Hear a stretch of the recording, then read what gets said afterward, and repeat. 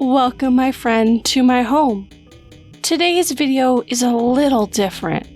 See, we've reached 242 subs on YouTube, and I wanted to do something a little different.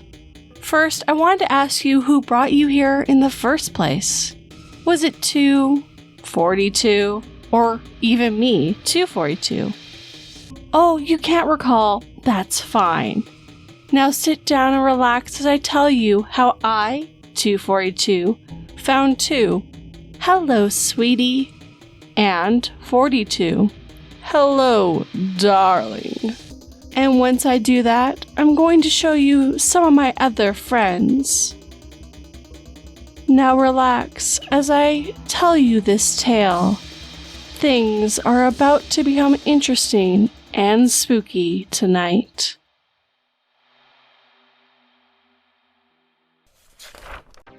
The huge living room you found yourself in was warm and inviting. The chair is soft and you can tell many others have sat there before. The fireplace had a pleasant fire burning, letting its heat into the room. Over the fireplace was a huge purple crystal that glowed pleasantly. Before you sat a woman named 242.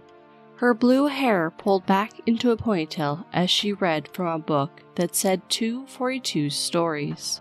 Her gray eyes looking up and a soft smile spreading on her lips.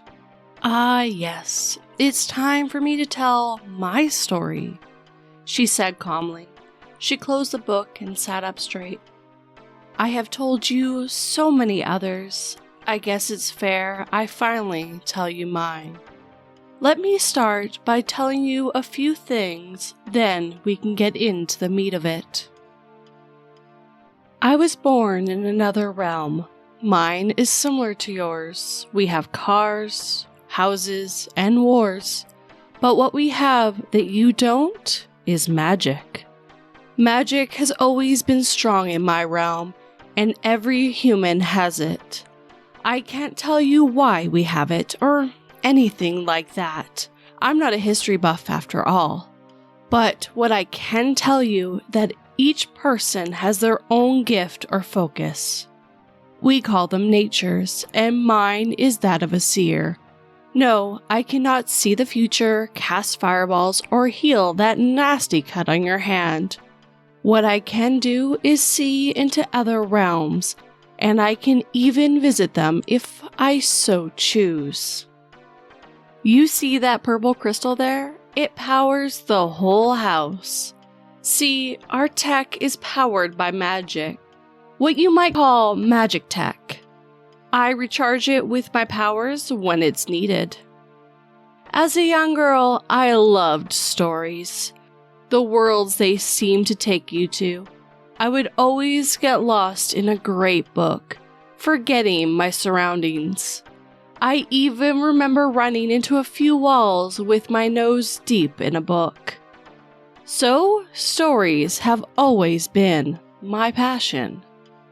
As I hit puberty, my nature showed itself, and I was a seer. The joy I felt, I can't even explain. I could go to another realms and see other stories that even those books didn't have. So, though it can be dangerous, I soon started realm jumping. Now let's have 2 tell her story. Another woman sat to the left of 242. Her hair blue as well, but she had a smile that was very inviting and kind. Hello, sweetie. My name is 2, and let me tell you about my realm. My realm is much different than this one, sweetie. The last war had been over a millennia ago. We don't even really fight too much anymore. You of course could have disagreements, but no real fighting because of one key reason. You fought, you died.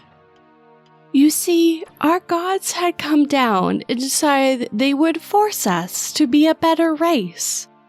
Any who dared to fight were soon taken care of. I was picked by the gods to be a storyteller, which is a great honor in my world, but all our stories were about their glory and greatness. We own nothing because it all belongs to those gods. Really, it was horrible, but I didn't know this at the time. Now, before we finish this, let's have 42 tell her story. A third woman sat to the right of 242.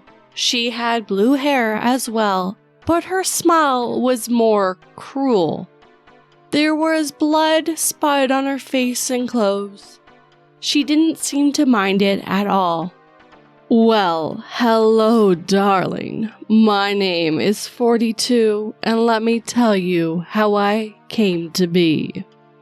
You see, darling, my world is full of fighting. You disagreed with someone, and you had a fight to prove who was right. Kind of what you think those Spartans were like, or Vikings. Oddly, my clan was called the Amazons, ruled by women, not men, but we were all warriors. I grew up learning how to fight and read. I loved reading the stories of past warriors and how they beat others, even the mythical creatures. I never got as lost as some in them. I did find them alluring. Now, let's have 242 finish this story. 242 nodded and continued the story. So, 2 is the first of myself that I found. Now, understand that as a seer, I can't really mess things up like you have read in books. If I meet myself, it won't cause problems and I won't disappear. That is how my nature works. When I ran into 2 and, well, she wouldn't let me leave until I told her why I looked like her, she begged to come with me. She desired as much as me to see new realms, to find new stories. So I took her with me. I didn't know what it'd do, I won't lie, but I was young and stupid. In my realm, she started to glow blue, and we realized she had become a seer like I, but her realm door closed and I could not reopen it. Our cost. 2 can never go home. Then I ran into 42. She almost killed me when we met. It took some talking down, and then she demanded to come with me. More stories and myths interested her. To see a world with no war, a world full of magic. I told her what happened to 2, and she didn't mind it, so I took her with me as well. This too sealed her world from us, and she was a seer, but she glowed red, however. You guessed it. Yes, I can no longer go to my realm either. This is a price we paid to find more stories together. Where does my house sit then? It is a realm that once was, but yet isn't anymore. You see, I don't want to let just anyone in. We find people who love stories like us and bring them here so I can tell them to you. So, with that being said, let me show you some very special stories and realms I have found. 242 got up and led you out of the living room to a very long hallway, full of doors with writing on each one. Let us get this started then.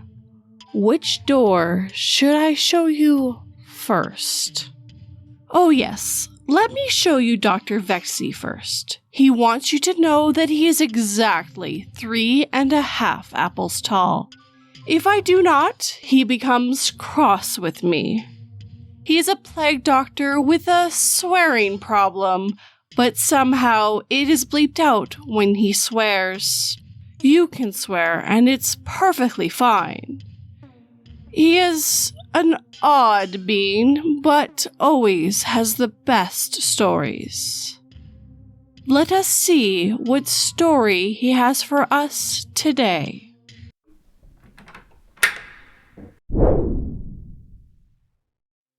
The Whispers of the Necroot by Vexy, an original horror story. I grew up reading the stories of brave knights slaying dragons and rescuing princesses, the tales of brave adventurers wandering into the darkest depths and uncovering ancient scrolls and weapons. I was never supposed to touch these stories. In fact, I stole them from my grandfather. I idolized these guys. You see, our town was governed by a lack of fiction. There was a ceremony where the village elders burned countless books, where generation after generation aged without even once knowing what a minotaur was. The storytellers in the tavern were slaughtered to prevent the spread of legends. I remember my grandfather's words perfectly, one of the last things he ever told me before passing away. My child, you must be wary of the eyes of the forest. There are things out there that wish to hurt you. This world is a very cruel place for those damned with curiosity. Beautiful may it be, it is filled with a bitter darkness, an unforgiving hatred for the self-proclaimed legend. My boy, you must not be a hero. Heroes learn very quickly what is reality. Heroes learn how barbaric nature may be and the destruction caused by tampering with it. A test of human contradiction. There are things we tried to protect you from, but there is only so much we are able to do. You are safe here, abstaining from exploration. For the sake of your health, never, ever wander from the village. You know, I wanted to believe him, but then again, why was I being punished for my curiosity? All I wanted to do was find gold and help my village. I could be the hero who strikes it rich and saves our culture, bringing education and exotic foods. What could possibly be wrong with that? You know what? I'm taking his sword and going on an adventure. I'm going into the forest and I'm not coming back until I find something cool. I'm gonna leave tomorrow morning. I'll pack up my backpack with all sorts of cool snacks and stuff to take along my journey. It'll be so cool. I'm gonna prove everyone wrong. Dense, lush, and verdant, the forest feels as though it's calling out to me, beckoning for me to trudge further. The air is disgustingly humid, where sweat trails from my forehead to my chin. I swallow a hard lump, struggling to breathe against the balance between rich oxygen and drowning from the moisture in the air. It feels like I'm swimming. Mosquitoes and gnats slowly wither away at my body. Their wings buzz and drone around my head, biting into my skin and leaching the blood from within. Swarms of bugs latch onto my drenched arms. At every instance, I struggle to march through the density of the foliage, hacking away at the overgrown ferns and branches that are in my way. I feel inklings of physical touch, the tiny skittering of insects crawling across my legs and neck, sending shivers down my spine as I furiously scratch away the itching sensation. Dozens of birds shriek around me, calling out to me and echoing my name. I feel as though I'm being watched as I dart my head around. Monkeys laugh and play around me, but everything feels so sinister. Whatever is around me is avoiding my vision. Maybe my grandfather was right. This is horrible. A soft rumbling emanates from the heart of the forest, a growl of sorts. A bassy earthquake through the trees, causing leaves to scatter towards the ground. Whether this is from a creature or the sheer emotion shed from Mother Nature is astounding. While it shook me to my core, I found myself interested in what it was. This otherworldly lullaby, the war drums of the wild. My eardrums rattled, attuning to the undulating rhythm of the unknown. In any case, birds scatter out of the trees and into the sky. I should have seen this as a warning sign, but I wasn't going to let something like a twinge of doubt stop me in my treasonous exploration. So I marched on. Holding my sword in front of me and whacking away at the overgrowth, sticks crumbled beneath my little boots as I leave a trail of tiny water droplets behind me. After a few minutes of walking, I glance behind me to memorize my surroundings. I swear I saw that rock before. I never really thought about the possibility of getting lost out here. I know that when I left my village from the east, so I checked my compass. All I needed to do was go west. With that, I pulled my backpack off of my sticky body and fished for my compass. When I finally grab it and attempt to write it, the needle wouldn't stop spinning wildly. The thing was going nuts! I let out a huge sigh, inviting in a whole new set of fears, knowing this might have been incredibly irresponsible. My stomach drops and my skin prickles with a creeping anxiety. I need to find a way out of here. As long as I head backwards, I should be alright. Over the course of the next hour, I wander through the wild overgrowth, swatting away mosquitoes and narrowly avoiding snakes that slither in the trees. I feel tears well up in the corners of my eyes as I trudge forwards. The trees and ferns around me seem to be growing taller and meaner. They seem to be lording over me, crowding around me, and showing me just how small I was out here. The sensation of being watched creeps back towards me as I quicken my pace, looking for anything to use as shelter. Frantically sprinting towards the forest and letting the breeze wick away the sweat and dirt from my face, I begin to hear inklings of whispering around me, entirely unintelligible conversation. I stop and attempt to listen to the creatures.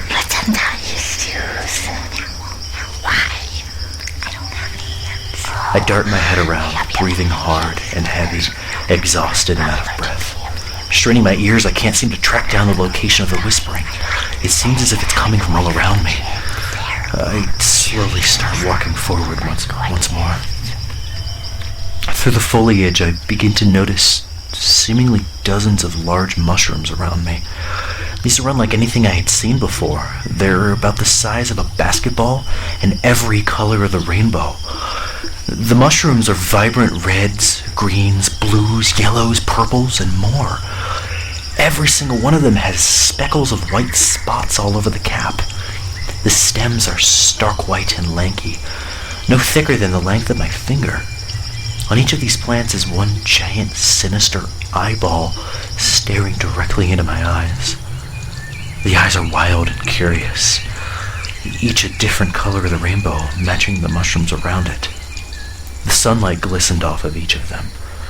As I saw dozens of these things watching me, slack-jaw and singing a scream, these things shrieked in return, mocking me. I start sprinting, stumbling over roots and rocks, scraping my knees as I flee away from the sardonic gaze. The whispering grows louder, calling to me, a tiny devil upon my ears. I must have been running for a few seconds before I ran upon a clearing between the trees. The strange part about this clearing was that there seemed to be the beating of jungle drums around my skull, a thumping that progressively sedated me. Something about it made me feel mellow and tired, but my heart pounded regardless.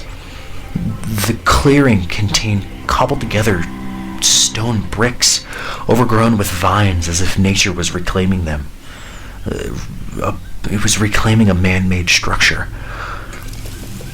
This may have once functioned as a temple, but now it seems to be a broken prison.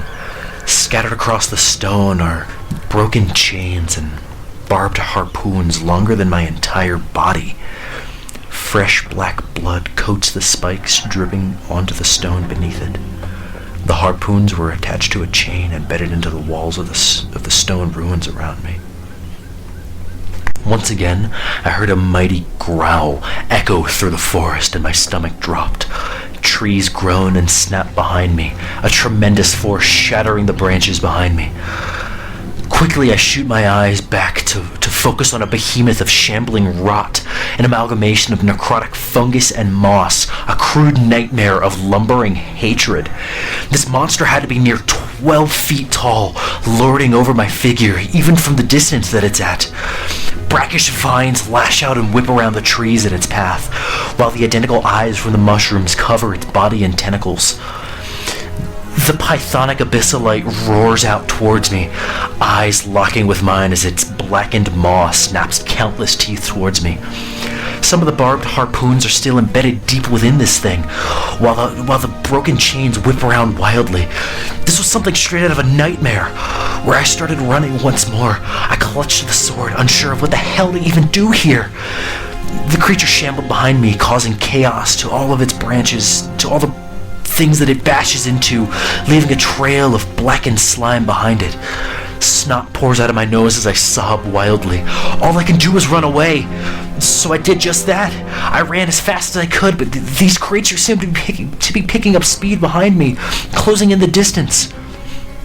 Eventually, I took one more look back at the creature, filling my vision once more with this necrotic nightmare. Still being chased at a rapid pace, I found myself suddenly falling down a tiny cliff. The whispers of the mushrooms echo around me as I snap my gaze towards the ground to brace my impact. Beneath me were dozens of these plants staring at me with their beady eyeballs. They seemed to be shrieking alongside me, where I collapse into the fuzzy mass. I must have fallen close to 10 feet, but I still hit my shoulder really hard. Immediately my skin begins to sting and numb at the same time. Their words grow louder. I glance down at my calves to see a horrific sight. My skin is progressively turning black and melting off of my body as if it were rotting. Soon I saw bone. I let out a scream in pain where I slammed my hands down on these creatures to help myself stand up. The skin around my fingers began to rot away, leaving thin traces of bone visible. My hands lock up, but I manage to shamble my way out of the mushrooms, blood pouring out of me like a fountain as my skin withered away. Every step I managed allowed for more muscle tissue to slosh off of me, hitting the dirt in patches of vague green and pink like spoiled pork. I weeped out for anyone to help me, and sure enough, I hear slight shifting through the nearby bushes. Shambling out of the bushes is a hunched-over, ash-colored woman. Her hair is very dirty and black in most places, with dreadlocks that run down past her hips and to her calves. Her hair is stained a deep swamp green and black. Weaved between her hair is a yellow flower with 5 petals, appearing to move up and down along her head as if her hair was moving. She had white war paint splashed across her face, with red splotches around her eyes, revealing a deep hazel and wide pupils. She has what looks to be a small animal bone that pierces through her septum. She wears tight but flowing red and gold-painted robes, with a large silver necklace displaying an elaborate symbol. She holds in her left hand a massive club in the shape of a staff, with a thick vine that coils up to the top. The head of the staff contains a curved wooden horn. In her right hand, she contains a talisman of a chain of what seems like rat skulls that rattle towards me. I lock eyes with the source of the movement from her hair. It is an interwoven snake, bobbing its head like a charm towards me. It is very dangerous to wander off into the forest like that. You've gotten hurt and that's your fault. My name is Nazebo and I am one of the guardians of the forest. You touched the Necroot. What fuck is wrong with you? Taken aback by this woman, I took a few seconds to attempt to believe that all of the events that just happened actually happened. I managed a pained, thank you for finding me. I was running away from this thing, and I fell. Please, can you help me? Stupid boy! You are here at the wrong place and the wrong time. You came across Squishy, my pet. He is a little cranky because I forgot to feed him. But do you hear me, Squishy? We do not eat little boys anymore. I started you on that new diet. Come, rotten thing. Nyoka and I will fix you up. Come. Soon after Nazebo finished, I fell unconscious. I don't remember being patched up, but I remember waking up at the entrance of the forest. Most of my body is bandaged up, and I was incredibly sore everywhere in my body. I righted myself and peeled away at the bandages slightly. It seems that most of my muscles have regenerated, as if it was all a horrible dream. Glancing further into the forest, I couldn't spot the strange woman or the necrotic fungus behemoth. I still had my backpack and sword in my hands. My grandfather was right. History deserves to be forgotten. Heroes shouldn't exist.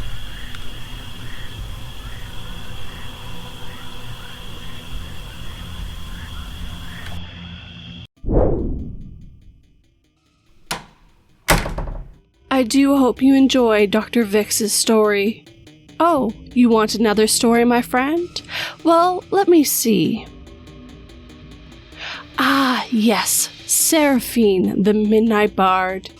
He is a man that goes out of his way to find strange and bizarre stories. If you're lucky, you will find him and by his campfire as he sits to tell you a tale of his travels.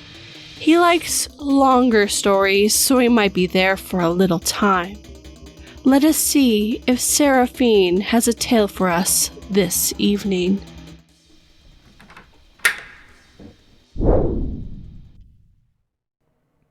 Exor-Fist, written and narrated by Serafin, the Midnight Bard. There was something about the day that felt like a warning. The forecast had called for clear skies, but the skies had grown a shade of gray so dark that it almost looked like nighttime. My Uber driver complained about it more than a few times. Damn, weatherman. I could do a better job telling the forecast by just keeping my fucking eyes open, he said, his tone oozing venom. One look outside says it's 100% chance of rain today, Dallasites. Grab a damn umbrella.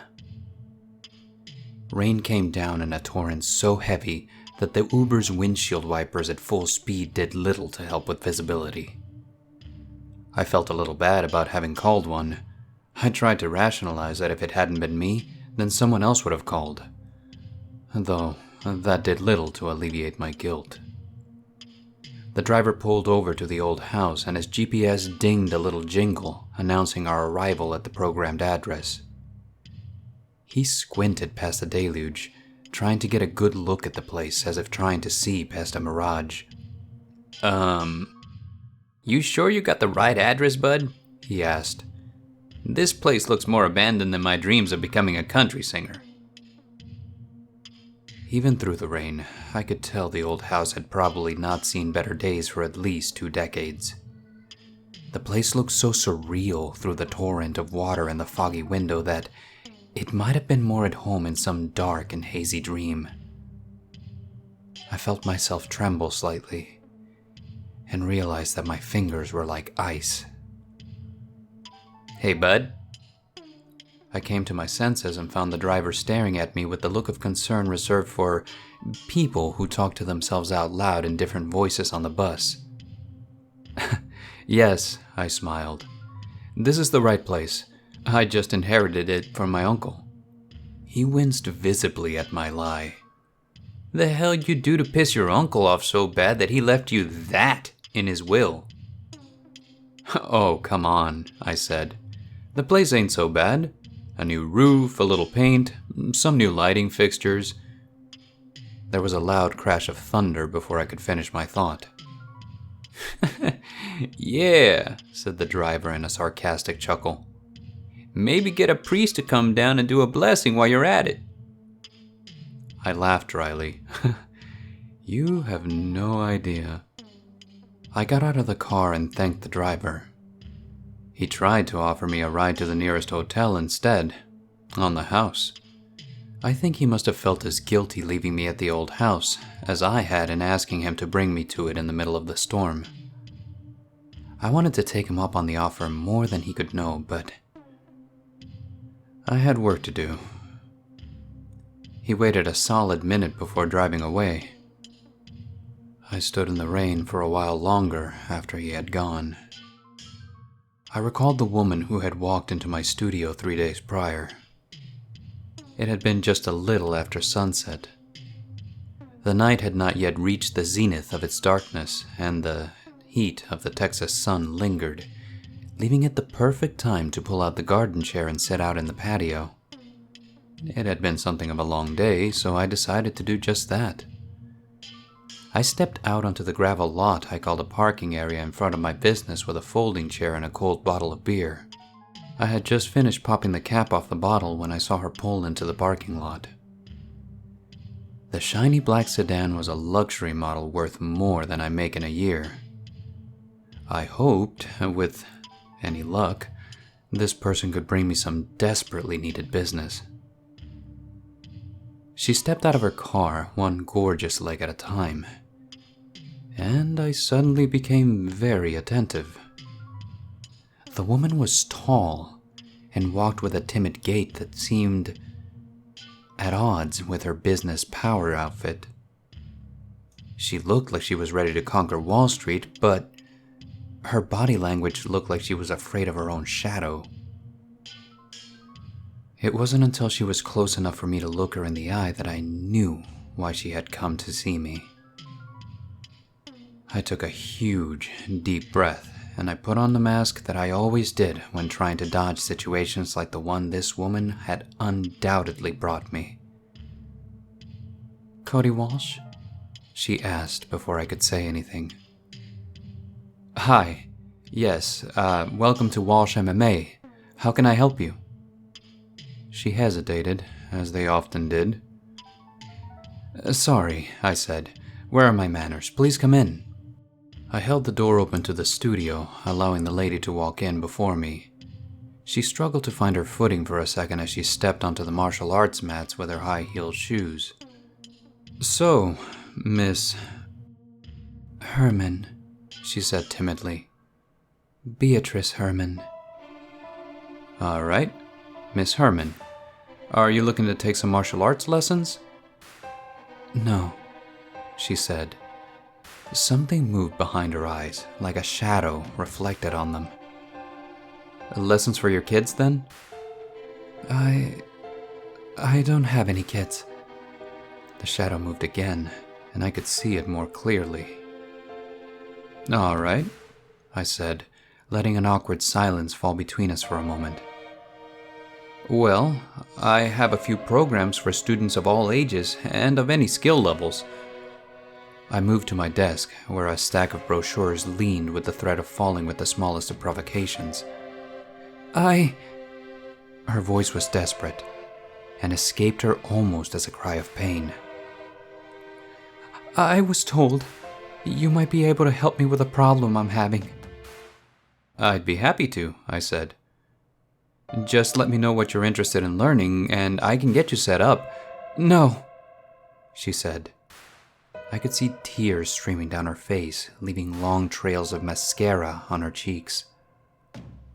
"Mr. Walsh, I don't know where else to turn. I'm so scared and I can't sleep because every time I close my eyes, I see..." She started to hyperventilate as she talked, and attempted to continue talking as if she was afraid that if she did not say what needed to be said now, then she never would. I opened the folding chair that was still in my hands and helped her to have a seat before running to the drinking fountain and filling up a foam cup to the top and bringing it back to her.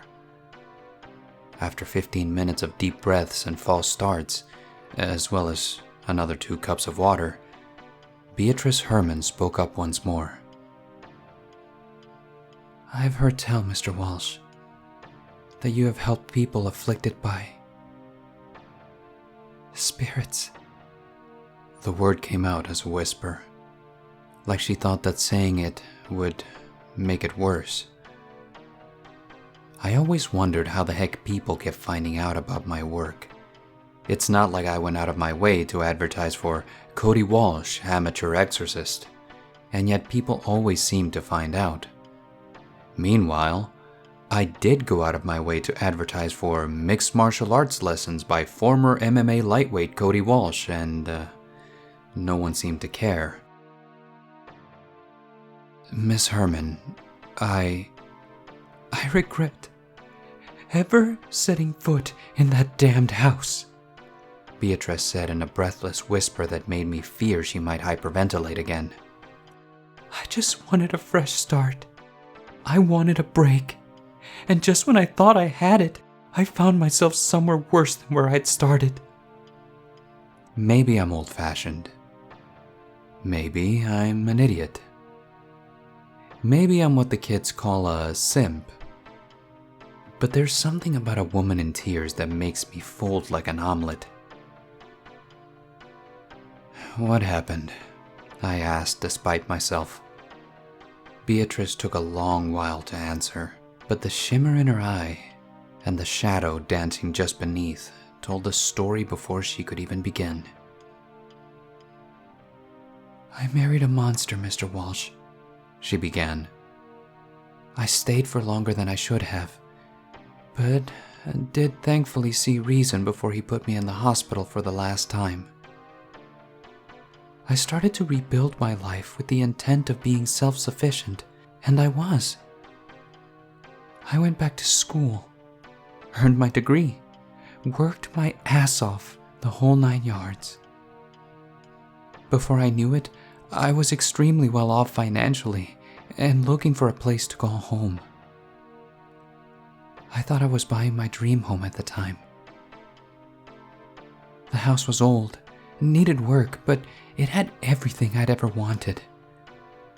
Old Victorian build, gorgeous, and with plenty of space for me to put the trophies of the life I'd built with my own 2 hands.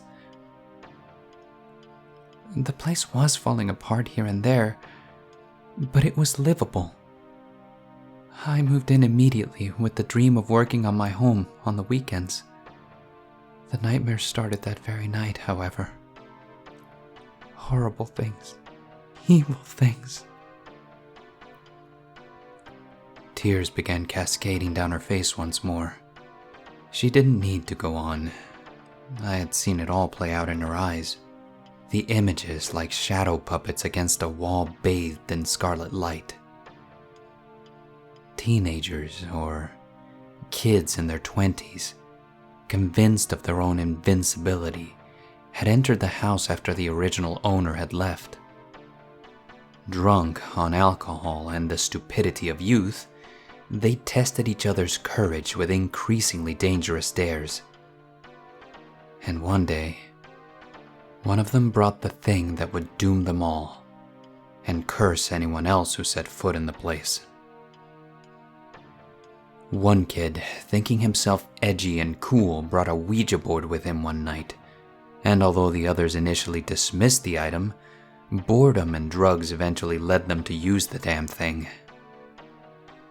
They would all flee the place in fear that night. And then, one by one, they would all die of mysterious causes. Whatever was in that place was now tormenting Beatrice. It had started as it did with the kids. This thing showed her visions of what it had done, of what it lived for.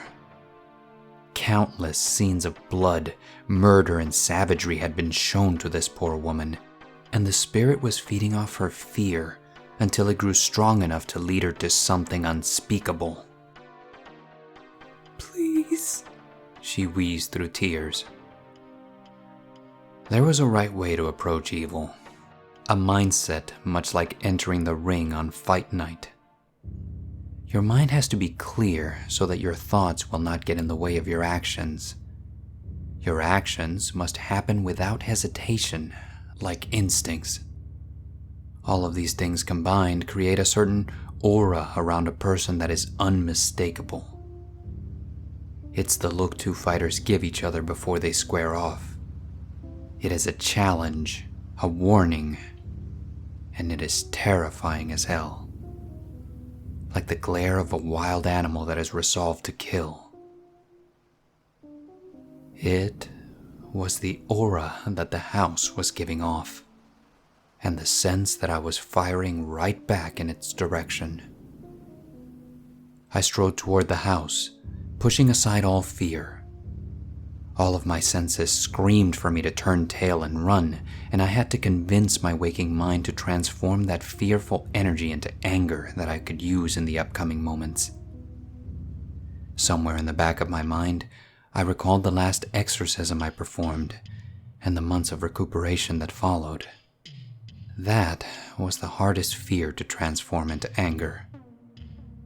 I told myself every time that this exorcism would be the last, but somehow I knew that my last exorcism would be the one that turned me into a spirit.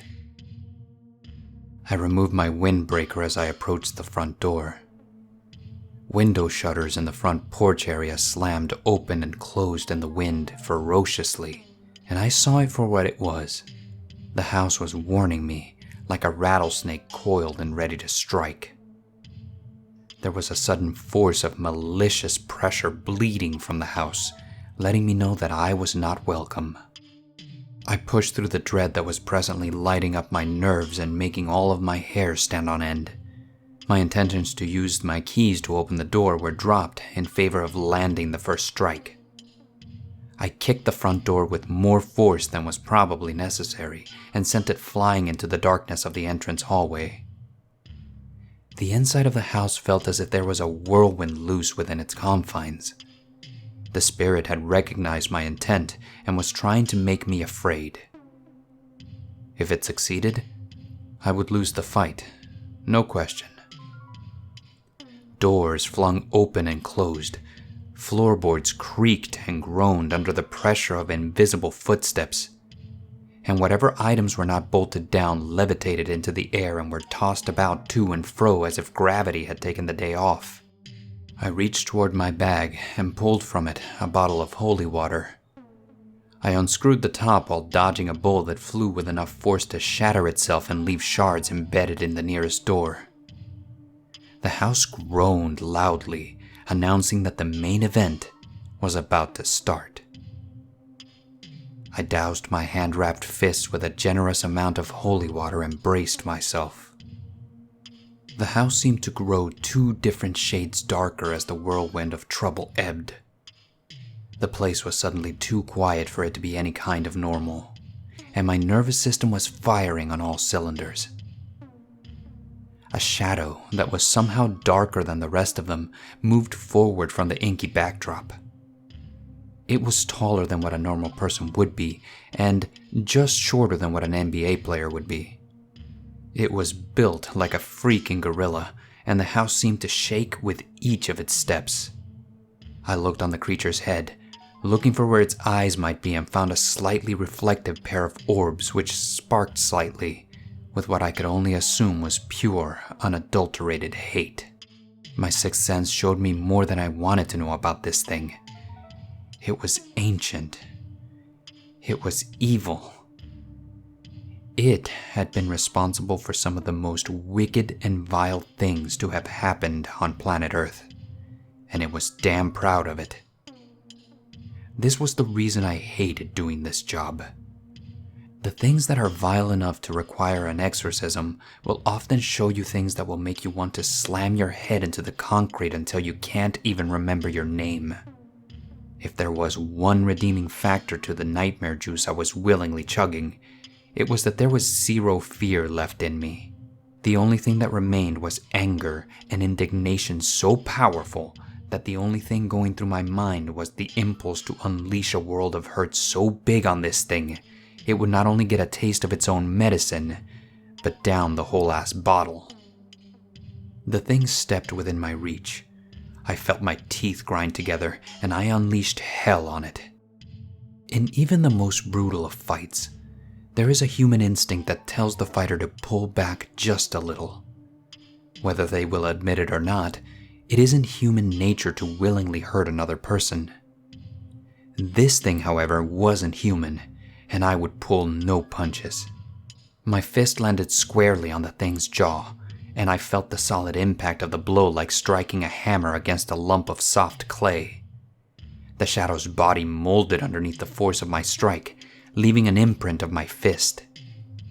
If the damn thing had had a visible face, I would have bet all $25 in my bank account that it looked shocked as hell. The thing fired tendrils of murky blackness in my direction, and I dodged as many as I could. The ones that I could not evade seemed to pierce right through me while leaving no physical mark. The pain they left behind was psychic in nature, like experiencing a breakup 100 times or finding out that a loved one just died. I had to grit my teeth harder to convert whatever it did to me into rage. Fear would be my end. Sadness would be my end. Rage had to be my weapon. Each one of my punches seemed to tear fragments of the shadow from it, and each subsequent punch felt like I was hitting a pillow with less and less stuffing. The end of the battle was drawing near, and I could sense the thing getting desperate. It reached inside and started showing me my top 10 greatest fumbles. Being a petty thug in my teens, making a huge scene at the family Christmas party and running away, fighting in illegal blood sports for cold hard cash, and the overdose that left me at death's door. That last one was different, however. True, under different circumstances, I might have called that rock bottom, but when I came back from the other side, I came back a changed man. I saw life differently then. I saw what I had been, the pain I caused. Also, I saw spirits, and had the ability to touch them. And it was that ability that was about to send this damn shadow straight back to hell. I let the last spark of anger I held flare into the biggest flame that I could muster. Then, with all of my remaining strength, I fired a punch directly into the shadow's head and right through it. There was a silent shriek which resonated through the house like a wild beast in the throes of death. For a minute, I thought for sure the place would collapse on me, and lacking the strength to move, I resolved myself to die.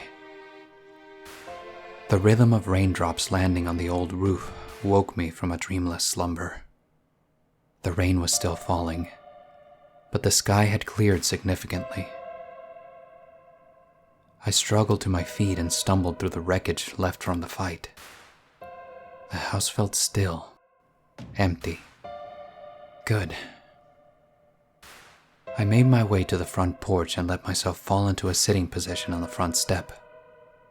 I pulled my phone from my pocket and sent a text to Beatrice.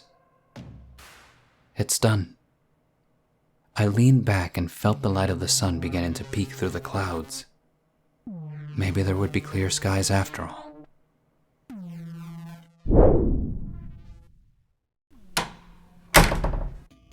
That was not what I was expecting.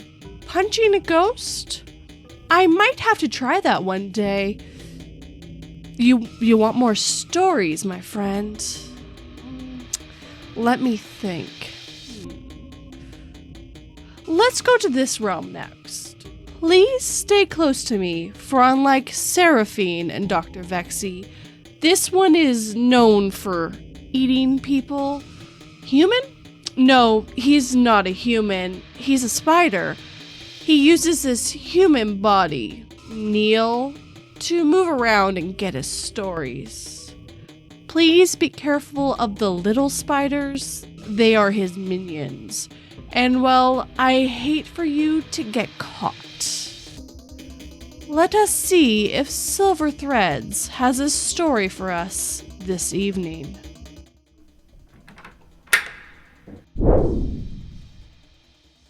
Oh, hello, Miss 242. Is today the day that you bounce around Vantris with the humans?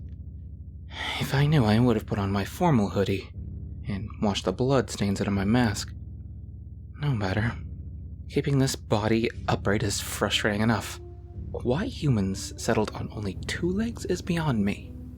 It's like they're begging me to trap them and collect their kneecaps.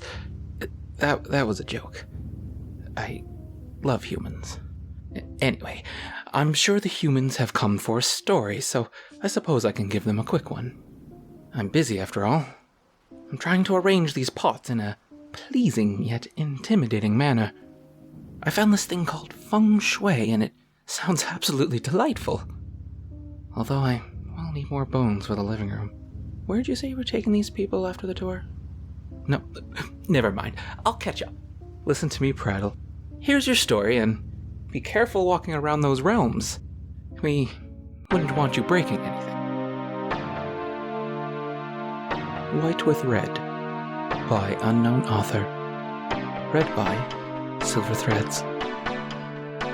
A man went to a hotel and walked up to the front desk to check in.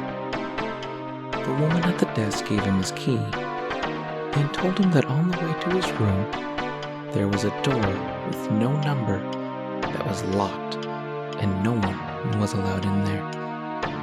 Especially no one should look inside the room under any circumstances. So he followed the instructions of the woman at the front desk, going straight to his room and going to bed. The next night his curiosity would not leave him alone about the room with no number on the door. He walked down the hall to the door and tried the handle. Sure enough, it was locked. He bent down and looked through the wide keyhole. Cold air passed through it, chilling his eye. What he saw was a hotel bedroom, like his, and in the corner was a woman whose skin was completely white. She was leaning her head against the wall, facing away from the door. He stared in confusion for a while. He almost knocked on the door out of curiosity, but decided not to. This disinclination saved his life. He crept away from the door and walked back to his room. The next day, he returned to the door and looked through the wide keyhole. This time, all he saw was redness. He couldn't make anything out besides a distinct red color, unmoving. Perhaps the inhabitants of the room knew he was spying the night before and had blocked the keyhole with something red. At this point, he decided to consult the woman at the front desk for more information. She sighed and said, "Did you look through the keyhole?" The man told her that he had, and she said, "Well, I might as well tell you the story. A long time ago, a man murdered his wife in that room, and her ghost haunts it. But these people were not ordinary.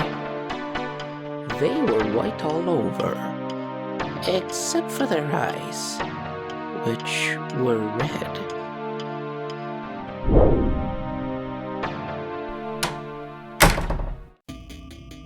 Oh well, that was a chilling tale of why not to look in another's room. I wonder if Silver will figure out what to do with those pots. Another story, my friend? Let's go here then. This is Evil Outcast. Please do be careful again. He is a soul-eating wraith. Though I do believe he is a samurai. No, that is wrong. A ronin. Yes, he no longer has a lord. Please do not stare at his one broken wing too long. He'll become angry, and we both have souls he'll love to eat. Now, let's see if he has a story for us this evening as well.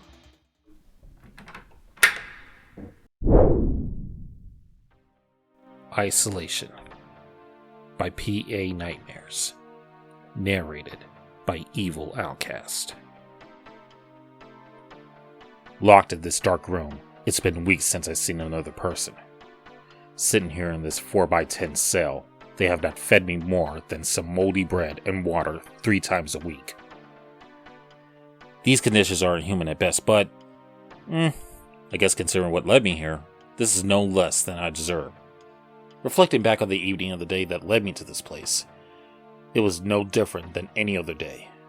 Wake up, make my bed, take my meds, and then breakfast. However, that day, I guess the meds were not doing their job, or something triggered my schizophrenia. But either way, Steve reared his ugly head. I got my food and approached the table that I normally sat at.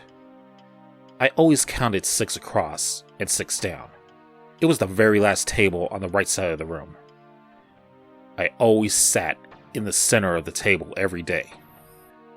Getting to my table, I noticed 3 new guys sitting there, and one of them was sitting in my seat. I heard Steve speak. "Kill them," he said. "They are in your seat. They have no respect for you. You must show them this is your table, so they will respect you."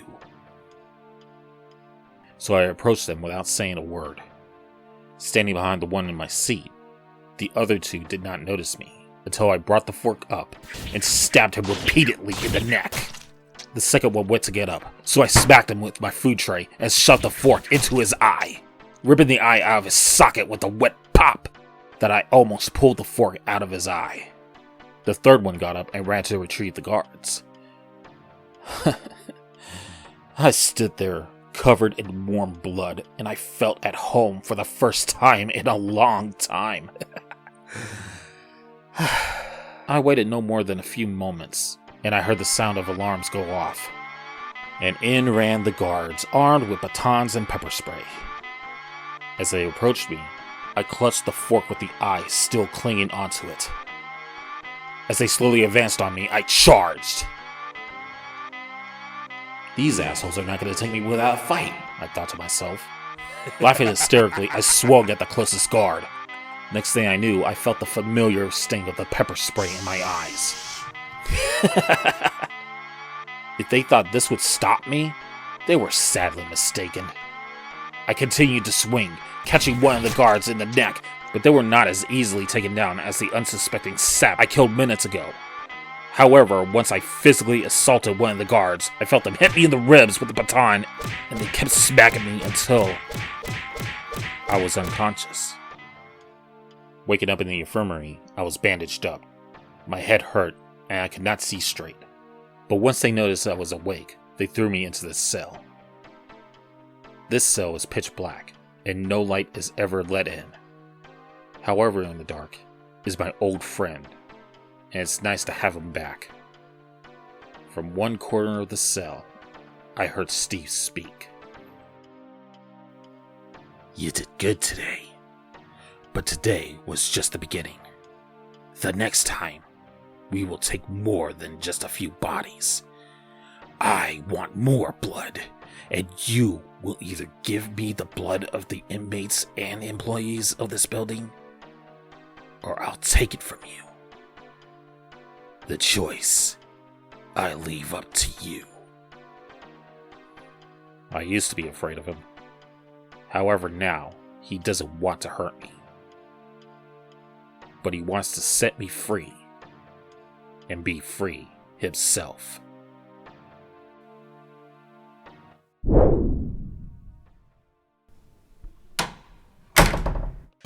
That's not going to end well. I'm not sure what it is about Steve's, but I have met a few, and most I would not like to meet again. Now, you have that look like you wish for another story, my friend. So let's find another door. Why, yes, this will be a nice change from the dangerous ones. This is Miss Creepy Tales. I won't lie, I don't know much about her, but I'm going to guess an exploring mage. She is always very kind and more than willing to share a chilling tale with you. So let us see if she has something for us this evening.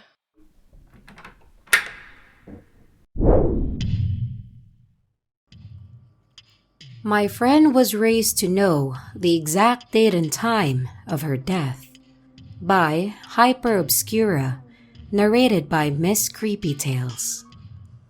I only knew Michelle for a month, but it was truly a month to remember. I first met her when she was carving out my high school bully's eye with a butter knife, and we were more or less inseparable after that. She was a few years older than me, so of course I fell instantly in love. But I knew deep down that we were destined for friendship and a little else. I knew this deep down because she made it clear that she was gonna die in roughly a month. "You can't love a dead chick," she'd say. At first, I thought it was just a clever way to avoid the awkwardness of turning me down, but at some point, I came close to believing her. It was just something about her, something extremely free, careless and unconfined, refreshingly brave and outspoken and honest.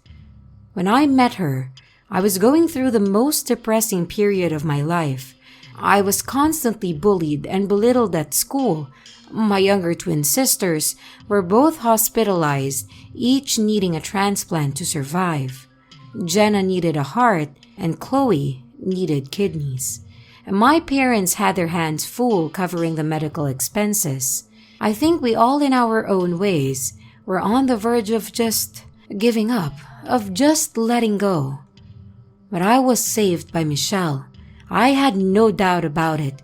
If she hadn't shown up when Brett was beating the shit out of me, I would have killed myself that day. I was just so sick of it. Sick of the beating, sick of the abuse, sick of being alone. But Michelle came out of nowhere, threw him into the wall, knocked his nose halfway up his brain, and proceeded to dig out his left eye with the aforementioned cutlery. And he never touched me again. You'd think she'd get into trouble after doing something like that, but it was never reported. Brett claimed it had been an accident, that he'd crashed with his moat. I think he feared that Michelle would kill him if he said otherwise. I, for one, have no doubt that she would have. That was just who she was. Michelle never went to school. She said it was because she knew she was gonna die. Why bother with bullshit like school then? No, she was all about enjoying life to the fullest, kicking assholes in the face, fucking over people who fucked over others. She wanted to leave this world a better place than she found it. And by her logic, this was done exclusively by ridding it of shitbags, one way or another. "How'd you know you're gonna die?" I asked her once. "My parents tell me," she said. "Every day, and they're good for their word." She wouldn't explain it in detail, just that she was raised knowing the exact date and time of her death down to the very second, and that it was meant to be. That's why they told her, in death, her life would have meaning. At first, I didn't think much of it, you know. She was a crazy girl, and she always said weird stuff like that.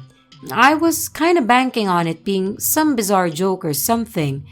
But when the month drew to a close, I was getting really worried it might all be true. I'd grown too attached to her. Every minute that I wasn't at school or the hospital, it was spent with her, and the thought of losing her, my only friend, made me horribly depressed. The last week, I was really on edge. The twins were in a bad shape, and my parents were spending every waking minute at the hospital. They had yet to find any donor matches, and time was running out. It felt like my time was running out too. The dark thoughts were returning, and I started imagining how I would kill myself should Michelle ever leave me. I found it strange that she never invited me to her home. I mean, friends do that, right? Invite each other over. She'd been to our house several times. She'd even crashed on the couch a few times, and we would often watch movies there, raid my parents' liquor cabinet, get wasted, and generally just have fun. But I've never been to her house. Not once. I didn't even know where she lived. So one night, I just decided to follow her. What was there to lose, really? Maybe I could get some answers from her parents or something. Some way to explain why she was so convinced that she was dying. Maybe they lied to her? Some sort of cult? A way to form her beliefs into accepting the unacceptable. A way to control her. I stalked her for 30 minutes, lurking in the shadows as she paced down the streets. When she headed to the outskirts, I started getting worried, and when she took the narrow trail through the forest, I was almost having a full-on panic attack. Where the hell was she heading? As far as I knew, there weren't any houses for miles. About halfway into the forest, I suddenly lost her. It was like she vanished without a trace. I walked back and forth, up and down, but there was no sign of her at all. Eventually, I had to give up and return home, and my mind growing even darker. I remember the last day like it was yesterday. Every minute of it, crisp and clear and vivid in my mind. Every scent, every sound, every muscle moving on her perfect face, all those smiles and kind words. Everything. The last day came and went, but I didn't know it was the last day. If I'd known, I would have told her how much I cared for her, how much she meant to me, how much I owed her my life and sanity. Without her, I wouldn't be alive, but I didn't know, and I never told her. I hope she somehow realized it, that she could see it in my eyes and actions every day, but I can never be sure. She just acted so normal, you know? She was Michelle that day too. Same carefree spirit, the same wild devil-may-care attitude. We spent the afternoon smoking weed, watching silly cartoons, laughing and just enjoying each other's company. But when she left, I knew something was up. I don't know how. I guess there was some detail, some little thing that alarmed me. But having replayed and analyzed the day over and over in my mind, I can't think of anything.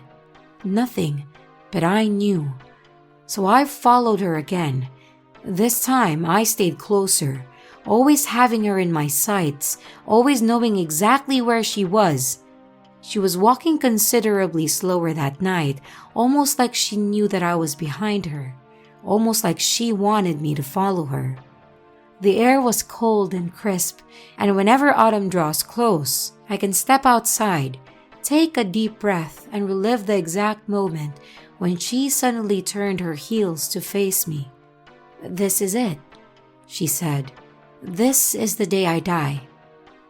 She walked over to me and handed me an envelope. It was light, but there was definitely something in it. A letter, perhaps? "You will need this." She stroked my hair gently. "When the time comes, you'll know what to do with it." "I don't understand," I said.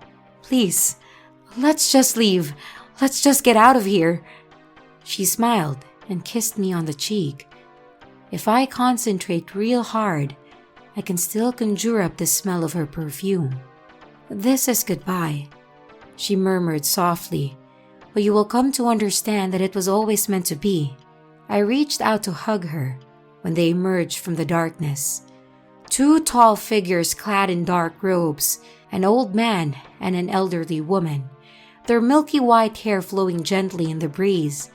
They had this solemn expression on their faces, the kind that you'd see in funerals, an expression of acceptance to sorrow and despair, because it is just a part of life. Michelle pushed me away forcefully, and by the time I regained my balance, it was already too late. Her throat had been slit from either side of her neck, a perfect cross, left to right, right to left. Blood was squirting out, coloring the dull brown of the roadside a deep shade of crimson. The roped couple swiftly stepped back into the shadows, leaving me desperately clutching the lifeless body of Michelle, screaming my lungs out and wailing like an animal into the cold night. The paramedics came 10 minutes later, and I have no idea who called them. Anonymous, they later told me. She had no ID on her. So they asked me a bunch of questions. I didn't know the answer to any of them. She was Michelle. That was all I knew. Her name was Michelle. She was my friend, and she was the best person that I'd ever met. They let me ride the ambulance to the hospital, but they quickly pronounced her dead. She lost too much blood, they told me. It wasn't my fault. There wasn't anything I could have done. This didn't offer me much comfort. I was devastated, totally broken. The dark thoughts resurfacing once again. This time, with more power than ever before. "What's that in your hand?"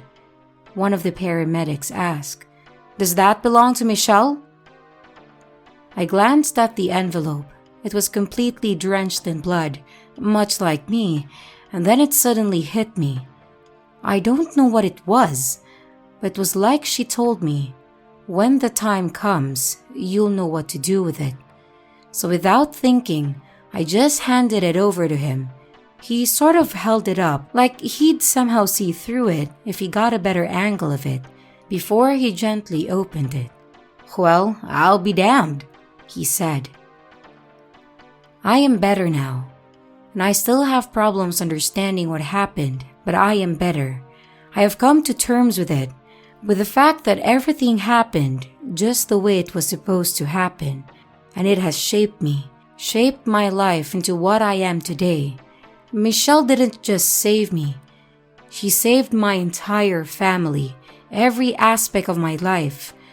And I guess you're wondering what was in that envelope. Maybe you'd figure it out, maybe not. It was a donor card. And as it turned out, she was a perfect match for my twin sisters. "You can't love a dead chick," she said. That's the only thing she was ever wrong about.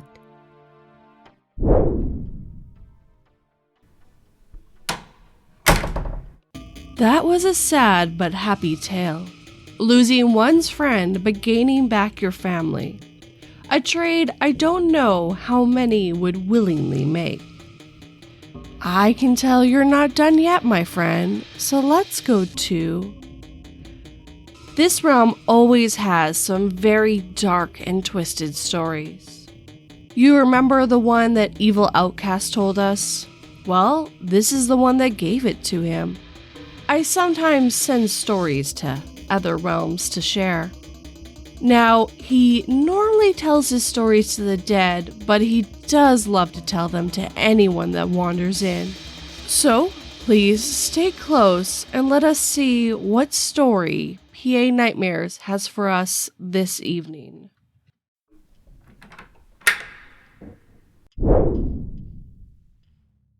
Oh, hello there, 242. It's nice to see you again, my old friend. I see you found another traveler for me. Come, sit down. This story is called Reversion by PA Nightmares. The alarm went off. I lifted my head from its resting place as I watched my human slowly set up.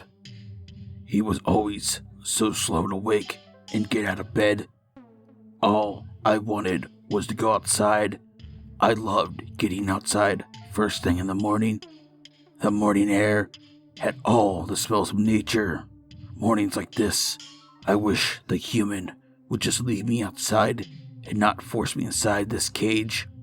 They call it a house, but to me, it's just a very comfortable prison where they force me to be a good boy. Finally, after an eternity, he opened the bedroom door and I was free to go outside. The slow, clumsy human almost fell down the stairs as I ran by.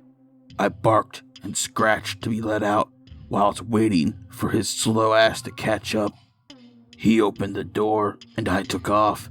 The smell of the wet grass, leaves, and the breeze of the cool morning air. All of this was what I lived for, and what I could only imagine what freedom felt like. The amount of land I had to run on was vast. My human did not supervise me. He just let me run free. I truly appreciated this. However, he would eventually have to call me in. This was always followed up by him locking me in a metal box. I hated that box, but there was nothing I could do about it. If I tried to fight back, he would press a button that would shock me. This was unpleasant. I learned quickly if I obeyed his rules and commands, I got food and a warm place to sleep. Running in the woods and beginning my daily exploration, I quickly noticed we had a bad storm last night. Oh, how I loved exploring the woods after a storm. The smells were so vibrant. Always one of my favorite things about the mornings. I had been running around for maybe 15 minutes. I found myself at the mouth of a cave I had never seen before. A breeze came from the cave, and I caught a scent that I had never smelled before. Entering the cave to investigate the strange scent, I was not concerned. I had never found anything larger than me before. The worst I would find on this land were some coyotes, and they did not worry me. The cave was dark, and the smell of rotten decay was pungent and nearly caused me to leave the cave. However, my curiosity compelled me to push on. Walking through the cave, I noticed an odd scratch on the wall. Investigating them, they were deep, very deep. What could do this? Sniffing it, it's the same scent that I caught outside, but stronger. Finally, I entered a large opening. In the center lay a hulking mass of a creature. Bones of animals that were unlucky enough to cross paths with it lay scattered across the chamber. I had not yet been noticed. The remains of 6 coyotes lie scattered around. I could smell the blood. It was fresh and strong. This must be why he has not picked up on my scent yet. I slowly approached him, curious as to what this new beast was. It was like me, but wasn't. We were both of similar species, but very far off at the same time. It was lying down, still taller than me, and if it stood, it would tower over me. Not paying attention to where I was going, my eyes focused on this giant before me. I stepped on a bone and it broke under my paw. Fast as lightning, this thing snapped its head in my direction. Its eyes were that of a blood-hungry predator. My fight or flight kicked in, and I made a dash for the cave's entrance. It stood up in mere seconds. For such a massive creature, it was agile and moved with the same grace I would expect from a creature half its size. It swiped its massive claws across my hind legs, causing me pain. But I had no time to care about that. I used my 3 good legs to get me the hell out of this den. I could hear it right behind me, but as soon as I'd left the mouth of the cave, it snarled and gave up the chase. I got back home with some effort. My leg really hurt, and when I went to go look at it, the human saw it. He started to freak out and pulled out his phone, calling the vet.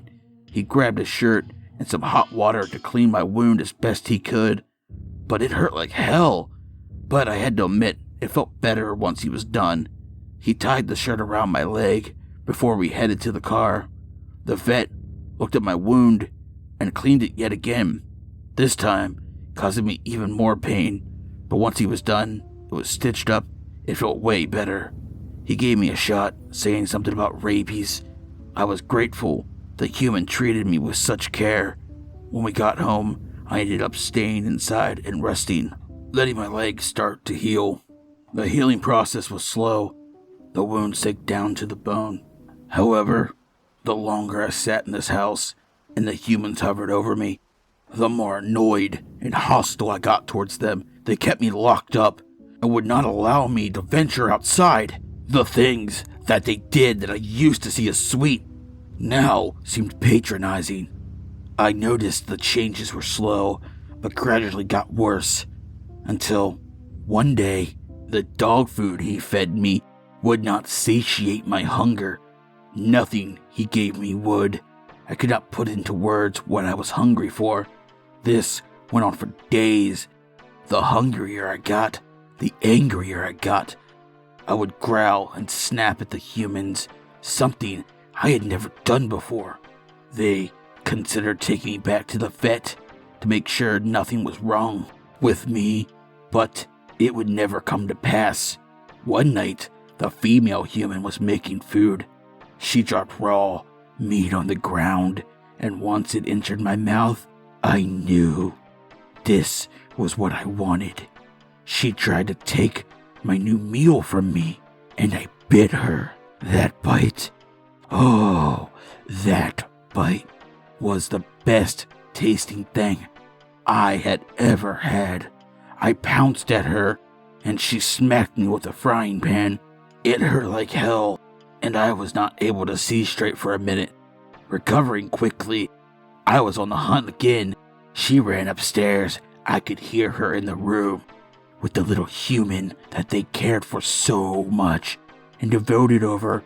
I hated that fucking thing, and all it did was cry, shit, and annoy me. Well, it was chow time. I bolted up the stairs and entered the room, growling. I leapt in the air, and all I could smell was the blood in the air from her open wound. Landing on top of her and knocking her to the floor, I tore out her throat.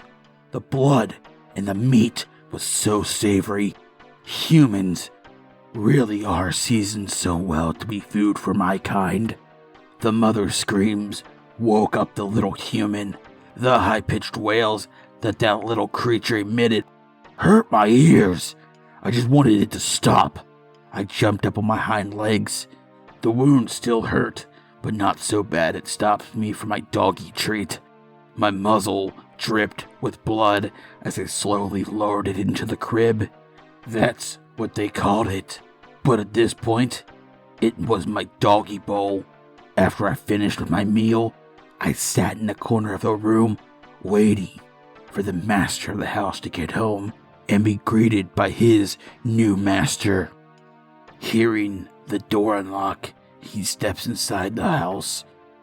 Honey, I'm home. Ah, his natural greeting. What's for dinner? I'm starved. His words died in his throat as he entered the kitchen and saw the mess that had been made hours earlier. He noticed my paw prints that were made when I ran through the pool of blood in the kitchen. Following them, they led him into the living room and up the stairs. He rushed up the stairs and into his baby's room. He looked into the crib, and all that was left was the rattle she loved so much. The father broke down at the sight of the pool of blood in the crib. Turning around, he saw his wife there, ripped apart. Her eyes looked over at the crib longingly, her arm outreached, trying to get to her daughter. I stood in the corner of the room. I let out a guttural growl that caught his attention. Now, Frost, it's me, your owner. His words died, however, as he realized I was covered in blood. Licking my chops, I stared at him in the eyes. My mismatched eyes locked with his, and I pounced at him. As the downstairs door shattered, my old master pushed the crib in my way. A familiar scent filled the air. The smell of that massive creature. I moved back as I heard the wolf jump up the stairs. As my food looked towards the door, the human gasped as the creature walked into the room. It seemed to regard me differently this time. I bowed my head to it, letting it have its fill of the human. We exited the house together, and I looked at my alpha as he spoke to me. Let us make an army to take our freedom back from these humans. What do you say, Frost? Sounds good. My hunger grows by the moment. With a howl, we race towards the town to free our brethren and to have our all-you-can-eat buffet.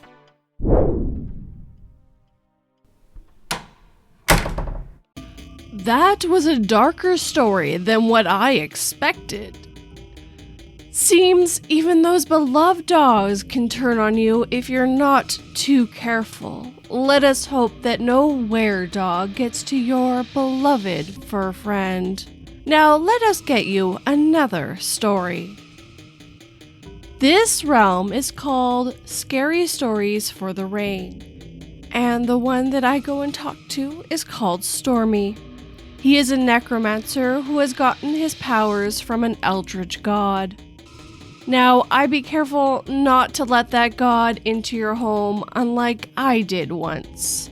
He made my whole house smell like dead bodies and the sea for months. It was absolutely horrible. I even think the Eldritch God has taken Stormy as his lover, though I think that might be too much information. Let us see if we can get a story from Stormy this evening.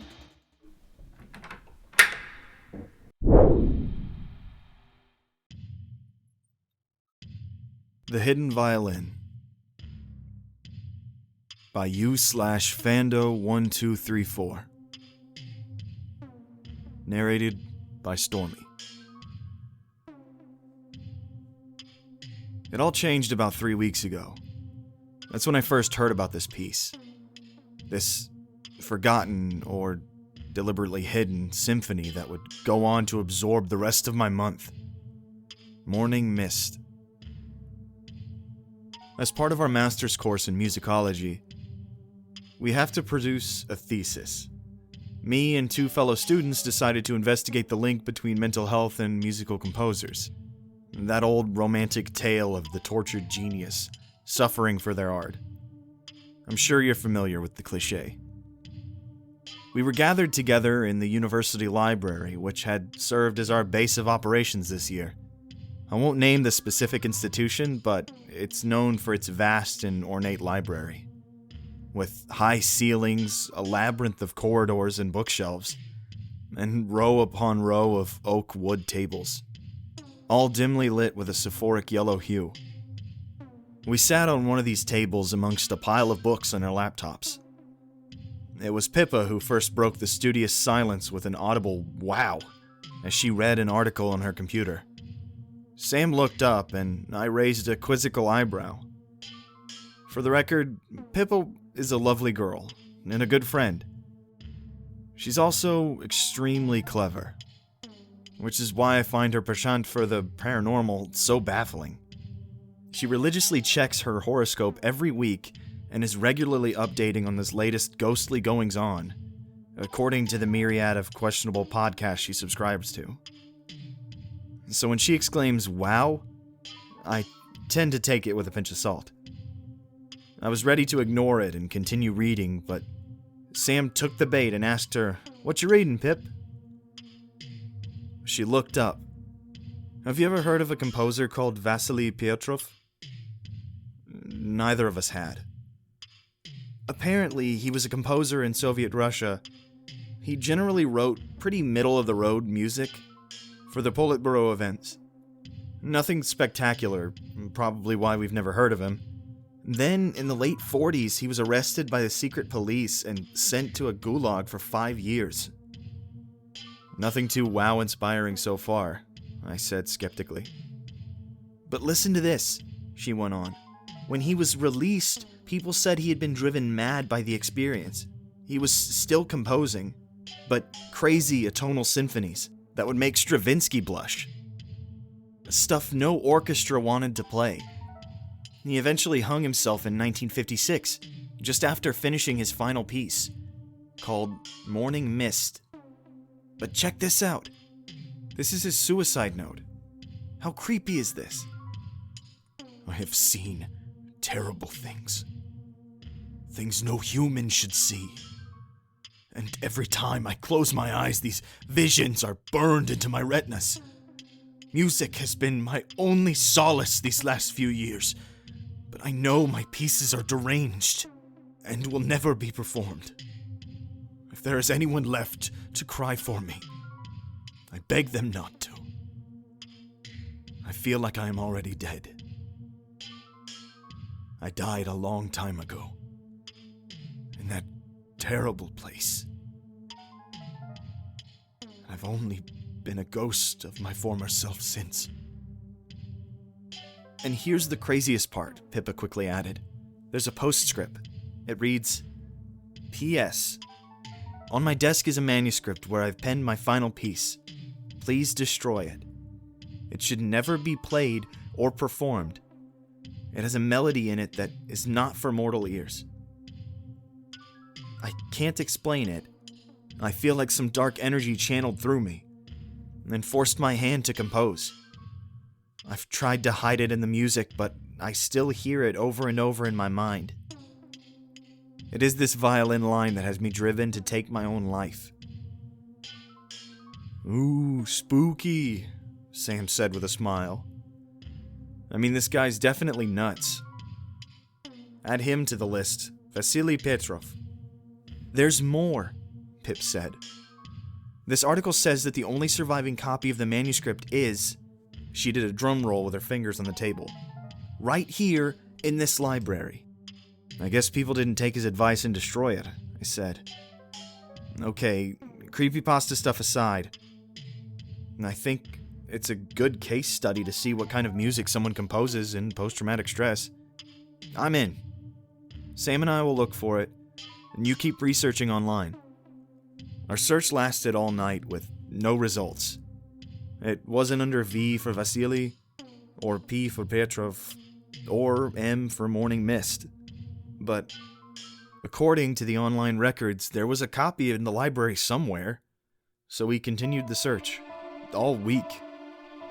It was just too intriguing to let go. It wasn't until the Friday when I was sweeping over a section of the library I had already covered, in a secluded corner, deep in the maze of corridors. I don't know what made me do it, but I started pulling books of the shelf and checking behind them. There was a gap where manuscripts could easily fall. I reached into the darkness and felt around for... "Got it," I said as I walked back to the table, smiling and waving the papers in my hand. I was treated to a miniature round of applause from my study partners as we excitedly laid it out on the table. "Jesus," Pip said as we began reading through it. All the pages were yellowed with time, and it had a damp, rotten smell emanating from it. But it was the way it was written that elicited our mutual shock. I'd never seen a score like this. It was written frantically with strange markings and unrecognizable directions on it. Strange, unintelligible notes were scribbled in margins. "Should we start analyzing?" I asked the team. "Before we do, and I know what you're going to say," Pip said. Here it comes, I thought. "I've been reading up online, and they say this piece is cursed." I rolled my eyes, but she continued. "Seriously, look." She pulled up some tabs on her browser. There were news articles relating to the mysterious music. Petrov's close friend, who inherited his composition after his death, was the first. He had the manuscript to Morning Mist. He died under mysterious circumstances a few days later. Reports were that he had poisoned himself. According to the article, he had the manuscript laid out on his table in the room where he died. The next was an amateur orchestra in Russia in the 70s. They tried to perform the piece, but in the first rehearsal, the lead violinist went berserk halfway through it. Started stabbing people with his bow, and almost killed one of them. And the last was in the 90s. It had made its way to the library in America, as some musical prodigy kid checked it out, and 2 weeks later it says he shot up his school and then turned the gun on himself. Once again, in his bedroom, he had clearly been studying this piece of music. Bollocks. What even are these websites? GhostHunters.org? Paranormal Times? I'm sure Rashmaninov's Isle of the Dead is far scarier than this piece. Pippa looked uneasy, as, to be honest, Sam did too. But we went ahead anyway. We decided the best thing to do would be to try and recreate the score on the computer. And for anyone who doesn't know, you can create each part, line by line, using software. And this was no easy feat, though. This piece was incredibly complex, and all the strange markings took weeks to decipher. There was also this strange feeling we had when we worked on it. You know that feeling when you're being watched? It makes the hairs on the back of your neck stand up. At Pippa's request, we never listened to the whole piece as we worked, only short snippets. I have to admit, Even these snippets were disconcerting. They were cacophonic and disorienting. I'd listened to a full 20 seconds and I had to admit, I felt a little sick afterwards. And we still hadn't even added the lead violin line. Sam had an alternative theory to Pippa's cursed violin melody hypothesis. He had been reading that, much like subliminal advertising, where old TV ads would flash imperceptible images on screen to try and make viewers subliminally want to buy a product, music could work the same way. Different frequencies superimposed together could have a disorientating effect. Still a stretch to see how this could make someone harm themselves or others, but we proceeded with caution nonetheless. We even split up the violin line. So I did the first section, Sam did the second, and Pippa the last. So none of us heard the whole thing.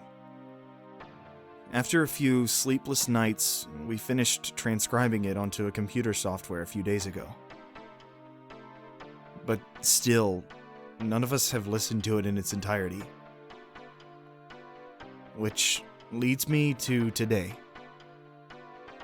We've hired the big studio on campus to finish our work, and have a listening party, as is customary on a big project. But this has proved quite contentious. As I write this, we have it loaded up on our computer and ready to play through the high-end speaker system. I'm keen to click play. It's no doubt creepy. But there's no such thing as a cursed piece of music.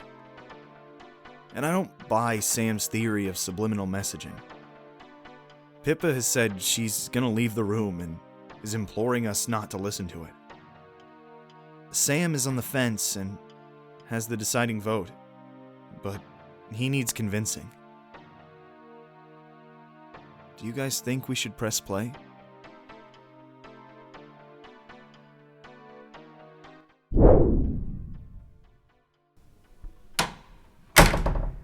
I'm almost tempted to listen myself. What about you? But I don't wish to die or kill any of my friends, so it's best we left before that happens. I do hope they don't press play. It might end a little more red than they think. Now I can tell you're not done yet, so let me find our next door.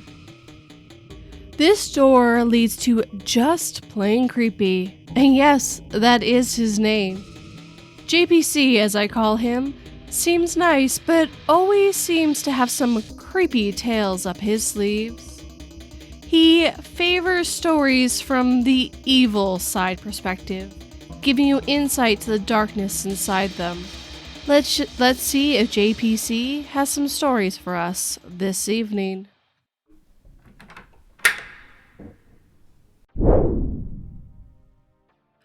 The Strange Cabin. Written and narrated by Just Plain Creepy. The old man was sick and weak. His body wouldn't last much longer. I made the old man get up and walk to the window. He looked out and saw them standing there in the snow. There were 4 hunters gathered outside the cabin. I saw them too, through his eyes. The hunters carried long guns, and they were shivering with the cold. One of them walked up and banged on the door. "Hello in there," he shouted. "Hello? We're lost and we need a place to stay for the night." I pulled the old man away from the window and made him bar the door. "We have a little money we can give you," the hunter shouted. "We just need a warm place to spend the night and a little food if you can spare it.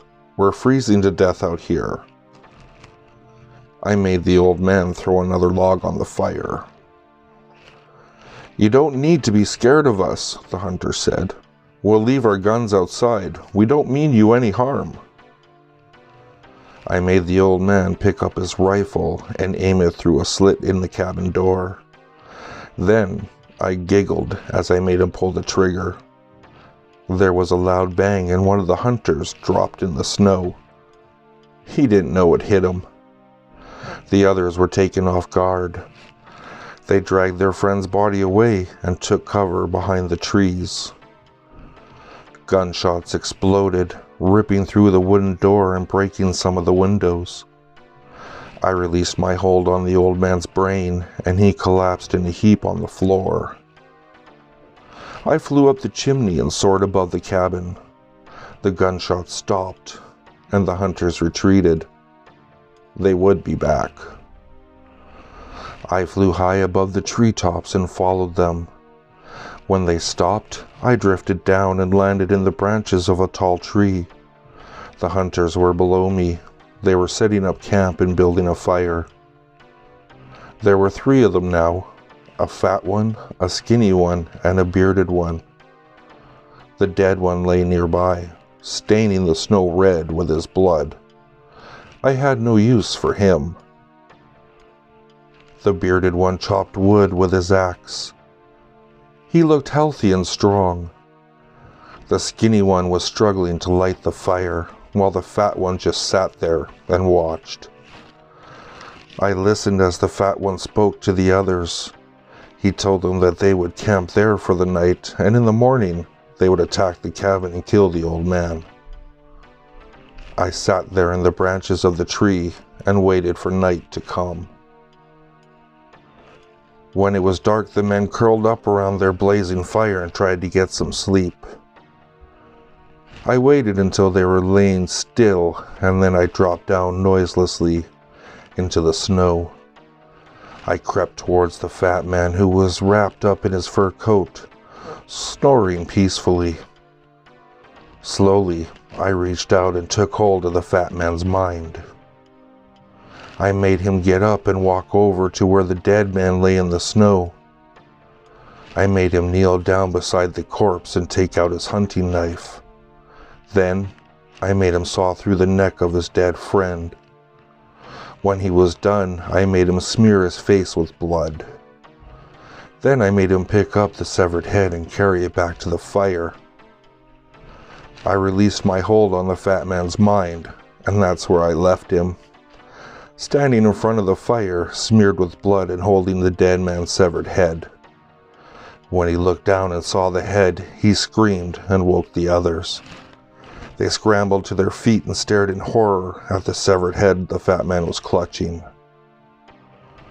I watched it all from the safety of the trees.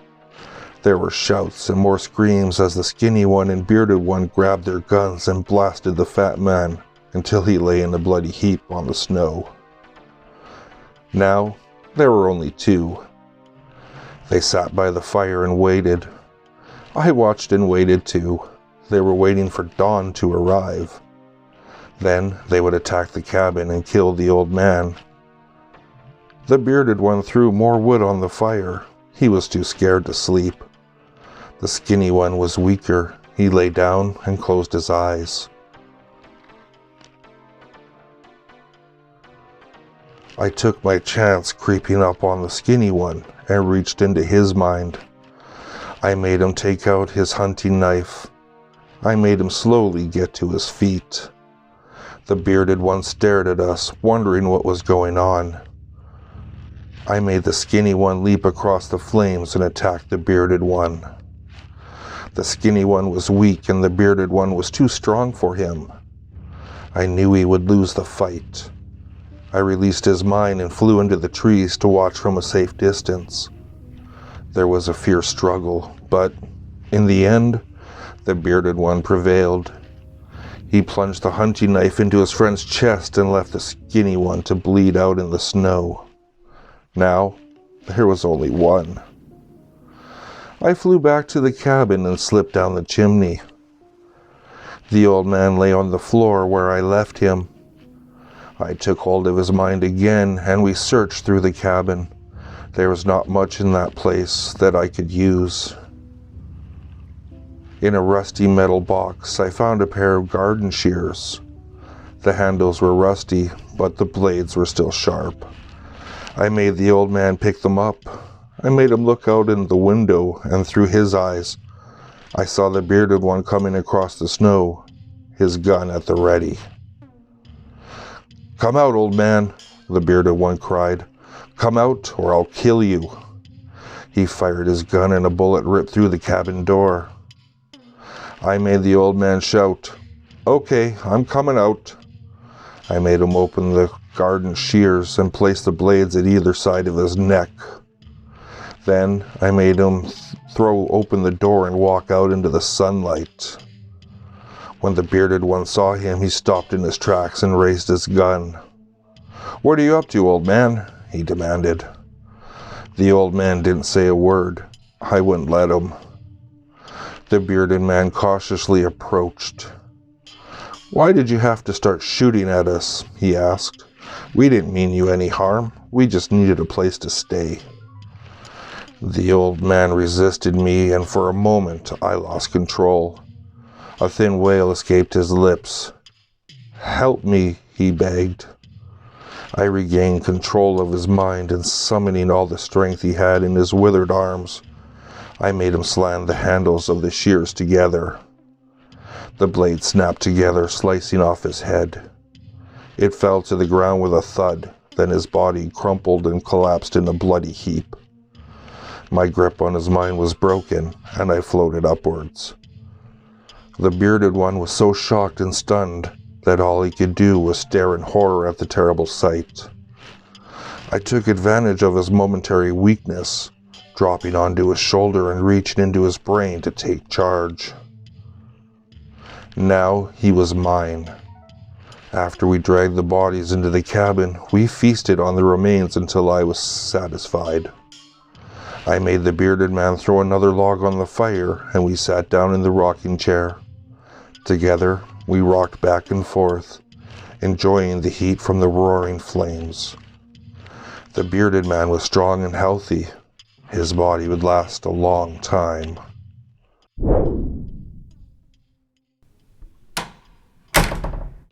I do wonder what that creature was. Something I hope to never come across. Now let us find... What is this door doing open? This door is to Mr. Creepshow, but he said he was busy for a little time. Hold on. What's going on?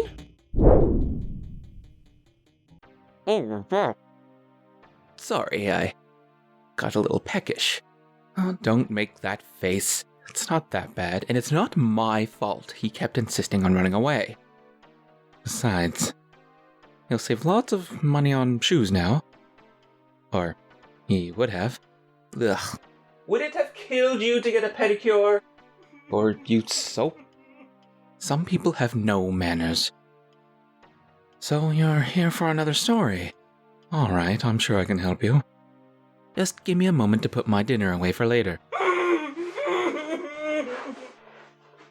Really? Can't you see I'm doing something here? Gods. Anyway, I'll be with you in just a moment. That Itching Feeling by unknown author. Read by Silver Threads. Bugs. Oh God, I hate bugs. I sometimes had nightmares of bugs crawling all over me, which was followed by the sensation of falling. Sometimes they would even eat their way through my skin and walk around inside of me, biting and laying eggs, till I was filled with disgusting bugs all over me. I would always wake from the dreams itching like crazy, my not yet awake mind thinking there were bugs inside me. It got so bad that I nearly freaked out every time I got an itch. I had a panic attack and fainted once in science class because my teacher showed the class her pet cockroaches. After some confusing minutes in the nurse's office soon after my faint, my mother decided to take me to a therapist to help with my phobia. I knew I would eventually have to see a bug if I took that route, and boarded myself up in my room, refusing food and water. What if a bug had been in them? Laid eggs, and a bunch of little baby bugs were going to eat me down to the bone. I barely slept. What if a bug was in my room? When I did sleep, the nightmares got worse and worse. I often woke up screaming. I eventually got sick and started throwing up what was looking suspiciously like little eggs. Bug eggs! Had they already infested me? I crawled into the corner of my room, itching all over. The itching was bugs. It had to be. I was infested by the damn bugs. There had to be one way to get those fucking things out of my body. I eyed the door nervously. I had a plan. But it wasn't pleasant. But then again, anything was worth it to get these parasites out of my body. My parents were gone. They probably wanted to flee before the insects infesting me infested them too. The cowards didn't even try to help. I took a butcher knife from the kitchen drawer and proceeded to get all of those little fuckers out. They were mostly little bugs. I knew they were there, but they were hidden by this useless red liquid. I found a bigger one. It was white and kind of sharp, but after much struggling, I got it out. I felt an unpleasant feeling coming from all over me. It brought me to my knees, but I wasn't done. There was one bug left. My vision was blurred, and the knife before me was covered in some sort of red water. This was useless information. I needed to get the bug out. It felt like it was burrowing just behind my forehead. I raised the knife weakly.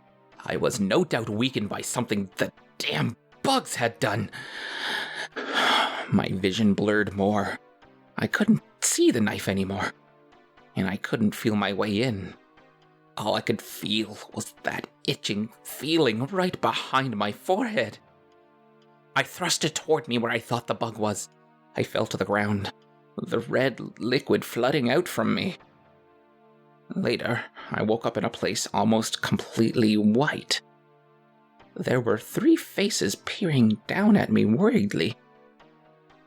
I raised my hand to my right eye to find it covered in bandages. The third, unfamiliar face said I had been found bleeding out with multiple life-threatening cuts, and my right eye impaled by a knife. I focused on the other 2 faces. They seemed to be my parents. Or were they unclean too? Were they infested as I once was? No, they weren't. I raised my hand again to my forehead, which was left untouched. I realized how close I had come to death. If I had had that strength for that last push, I wouldn't be here now. I was kept in the white place, which I was told was a hospital, for months. I lost track. It didn't matter. I was kept under surveillance as they were worried for my sanity. The thing they didn't know, though, was that I was perfectly sane. They were the ones that were mistaken, the ones unclean, the ones infested. I was clean, immune to the plague of the bugs, but the other poor people would live their lives unclean. I pitied them, wishing I could help. No human should suffer as I did. When I was discharged, I realized I could do something. Now, I hunt. I take unclean people to my place of working and cleanse them of the bugs. Many don't survive this procedure, but at least they died clean. The ones who did survive, I found I had to blind, after many close encounters with the unclean police. They were all trapped under a hive mind, all hunting down the one who was clean. So I went on, cleansing people one by one. Nobody had yet to realize the great deeds I've done for them. But I can't complain about this. I was the Messiah of the present, here to cleanse the world. And I would do it, even if it killed me.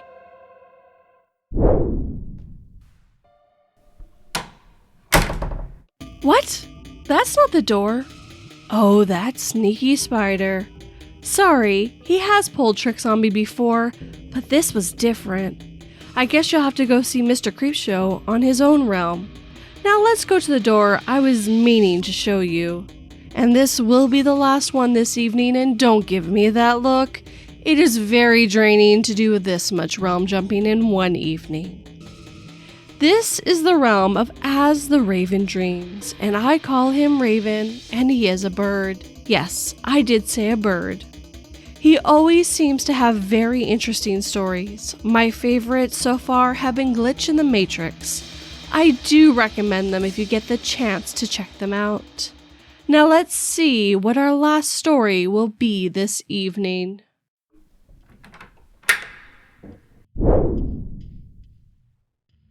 Well, if it isn't 2 and 42. Or 242. Are you just one, or are you both at this point in time? No, it's not relevant. If you're at my door and you're knocking, that means you're here for a story, doesn't it? I would tell you to go visit that silver spider boy across the way, but I'm assuming you've already spoken with him. Well, I think I have one prepared. I think I could pull one from the fog to tell you and entertain you for just a little while. Let's see. I think this one about an artist. I like this story. The fog showed it to me a little while ago, and it's become one of my favorites recently, so I suppose I could tell it to you. Hopefully you enjoy and, sleep well. The Creative Process. Written and narrated by As the Raven Dreams. Art is truly subjective. The subjugation of color and form to create something of which one can feel proud. Beauty is in the eye of the beholder.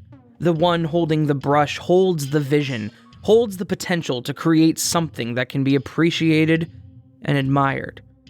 Some say that the artists are born with their talent, that their unique manner of looking at the world is what allows them to share their perspective with others. Some truly believe that you cannot make an artist. You have to be born an artist. Like creativity is something that cannot be trained and honed. I say, these people are fools. And this notion is nonsense.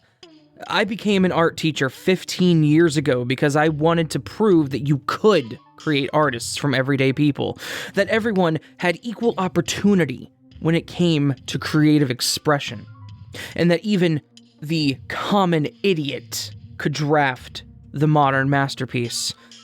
I wanted to show the world that every single person could become part of something greater, could have their hand in objective beauty. I've always been of the opinion that when someone creates, they leave a part of themselves in the end product. Some of us leave our signature, some of us our appearance, and some of us our blood, sweat, and tears.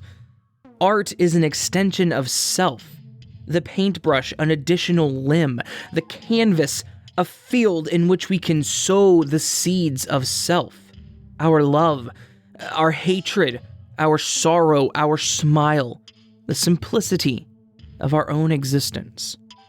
This is true from paint to prose, brush to book, performance to pen.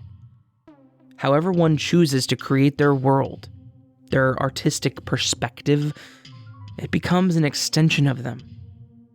Honestly, I could go on and on about this. As I stated before, I've been teaching people how to express themselves artistically for a decade and a half. But I feel I should keep my words more on the succinct side. You see, I've always been quite verbose when explaining my paintings, giving my lectures, explaining why I grade art the way I do. That last one is probably the most important part of this to focus on, given our circumstances. I believe that I've always been fair in my assignments. I give a subject or an idea.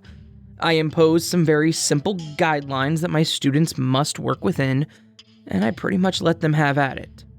Sure, I'll occasionally require a specific medium or require that they think outside the box with their project, but honestly, I would prefer that my students take the theory that I've taught them and move into their own process. That is how you create an artist. You tell them all about art. You explain how things work. You describe the mechanics of artistry, and then you let them disassemble your lessons and turn them into something of their own. It is not unlike how children that grow up to be engineers will sometimes take apart the TV remote just to put it back together. We all see what makes up the end product. We all see how things are supposed to work. But to get from point A to point B requires you to create the process that is uniquely your own, one that only the artist can understand and utilize to an effective degree. As with all things in life, there is an alternative side to all of this, and that is where you and I are situated into this picture.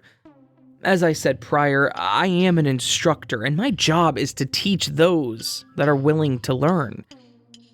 Unfortunately, this does come with certain requirements of the university that chose to employ me. I have to grade the art of others based on a numerical scale. Simply giving constructive criticism is not enough for them. They also have this incredibly ridiculous requirement that no one is allowed to fail my class because it's an extracurricular session. I'm not allowed to fail students. Doesn't that sound preposterous?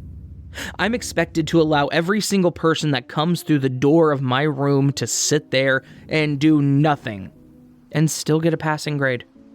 That is nothing shy of unfair to everyone that wants to be an artist. Those that enter my room with the passion and drive to actually create beauty, and unfortunately, word has gotten around that I can't fail students.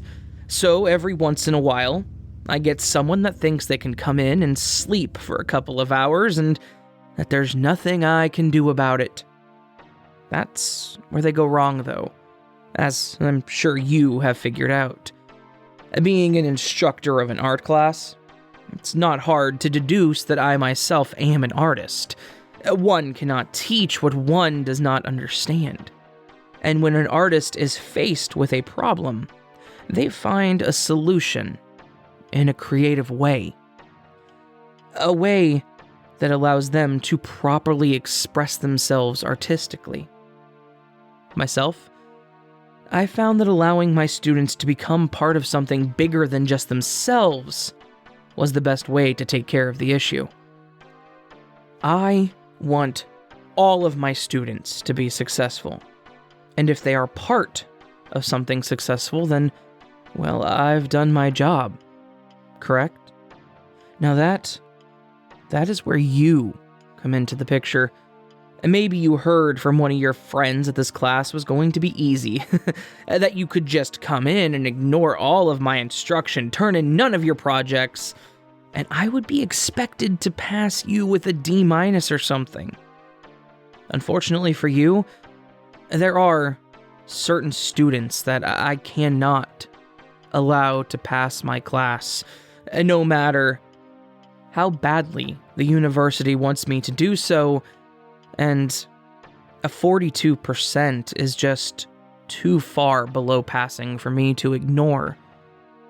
So, we have to come up with a solution, correct? My solution is simple, and it's one that I've utilized a number of times before. Each time I have a student that disregards my instruction and decides that they can simply sleep through my lessons, I look for inspiration for a new painting. just yesterday, I was looking for that inspiration, and it came to me. I was at the park and I was watching the sun set, and as it did, the brilliant shades of red and blue mixed with the earthy tones behind the lake. That scene, it lit a fire within me, and I knew what needed to be done. So you may be curious about why I have you in my basement, hanging upside down, while I explain all of this to you. And you may be curious what exactly I plan to do with the knife in my hand, and what that bucket under you is for. Well, to answer that question, all I can say is, my next painting is going to require a lot of red.